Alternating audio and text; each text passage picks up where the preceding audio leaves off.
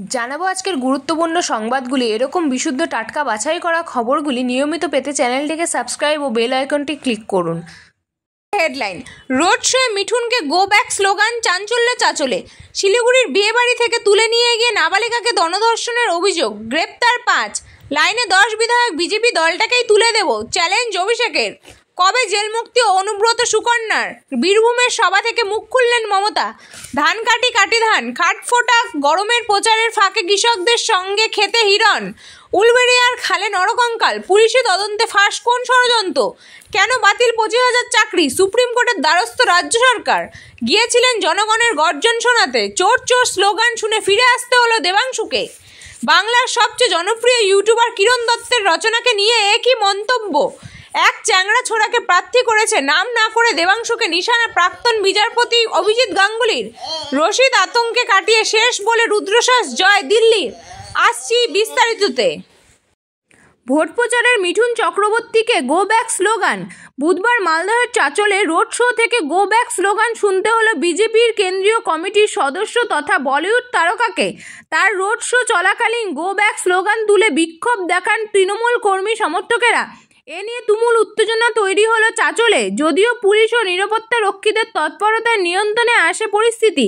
BJP প্রার্থী খগেন মুর্মু বলেন, এখানে তৃণমূলের একটা চক্র কাজ করছে। আসলে এদিন মিঠুন চক্রবর্তীর রোড শোতে মানুষের যে ভিড় রাস্তায় উপচে পড়েছিল তা দেখেই তৃণমূলীদের মাথা খারাপ হয়ে গিয়েছে। ফলে কিছু তৃণমূলী গোলমাল পাকানোর চেষ্টা করেছে।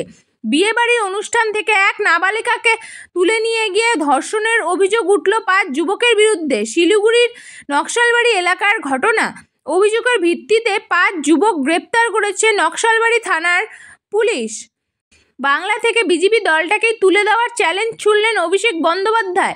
বুধবার মুর্শিদাবাদের নির্বাচনী সভা থেকে তৃণমূলের সর্বভারতীয় সাধারণ সম্পাদকের দাবি, বিজেপি থেকে দলবদলের জন্য 10 জন বিধায়ক পা বাড়িয়েছে। ঠিক সময় দলের দরজা খুলবেন বলে হুঙ্কার দিয়ে রাখলেন তিনি। ভোটের মুখে ফের তৃণমূলী সুপ্রিমো মমতা বন্দ্যোপাধ্যায়ের মুখে সেই কেষ্ট। বীরভূমের প্রচারে গিয়ে প্রিয় অনুব্রত মণ্ডল ও তার কন্যার জেল হেফাজত নিয়ে বিজেপিকে বিঁধলেন তিনি। পাশাপাশি দাবি করলেন, ভোট মিটলেই নাকি ছেড়ে দেওয়া হবে বীরভূমের এই দাপুটে নেতা ও তার মেয়েকে। মঙ্গলবার বীরভূমের হাসনে সভা করেন তিনি। সেই সভা থেকে অনুব্রত গ্রেপ্তারি নিয়ে আরও একবার কেন্দ্রকে আক্রমণ করেন। বললেন, কেষ্ট আজ এলাকায় নেই, ওকে আর ওর মেয়েকে পরিকল্পনা করে বন্দি করা হয়েছে। এরপরই মুখ্যমন্ত্রী দাবি করলেন, ভোট মিটলেই নাকি ছেড়ে দেওয়া হবে অনুব্রত ও তার কন্যা সুকন্যাকে। প্রতিপক্ষ দেবকে টেক্কা দিতে ফুটবলও খেলতে দেখা গিয়েছে হিরণ চট্টোপাধ্যায়কে। এবার পদ্ম শিবিরের তারকা প্রার্থীকে দেখা গেল কাঠফোটা গরমে কৃষকদের সঙ্গে খেতে কাজ করতে। বুধবার কেশপুরের রন্ধা এলাকায় ভোট প্রচার করতে গিয়েছিল হিরণ। এখানেই খেতে কৃষকদের বোরো ধান কাটতে দেখে তড়িঘড়ি প্রস্তুত হয়ে নেমে পড়েন মাঠে। মাথায় বাঁধা গেরুয়া ফেটটি, কোমরে হলুদ কাপড় বেঁধে শটান খেতে বসে পড়তে দেখা যায় বিজেপির তারকা প্রার্থীকে। হাওড়ায় উলবেড়িয়ায় গাইঘাটা খাল থেকে উদ্ধার হলো নরকঙ্কাল। এ নিয়ে ব্যাপক চাঞ্চল্য এলাকায়। পুলিশ সূত্রে জানা গিয়েছে, কঙ্কালটি উলবেড়িয়ার বাসিন্দার গণেশ দাসের।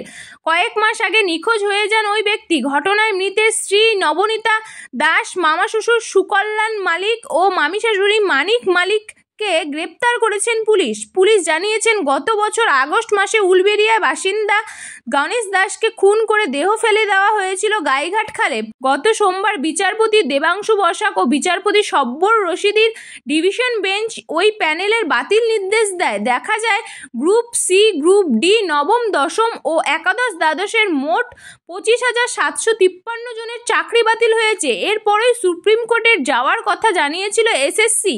কলকাতা হাইকোর্টের বিশেষ বেঞ্চের নির্দেশে বাতিল হয়েছে 25,000-এর বেশি শিক্ষক ও শিক্ষাকর্মীর চাকরি।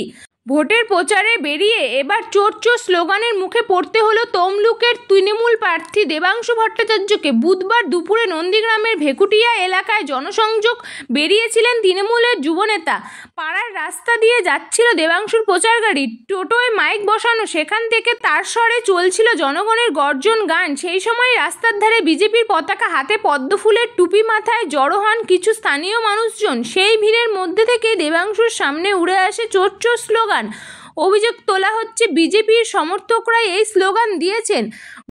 আজকের সংবাদ শেষ হলো। এই ধরনের সংবাদের সাথে আপডেট থাকতে চ্যানেলটিকে সাবস্ক্রাইব করুন ও বেল আইকনটি ক্লিক করুন।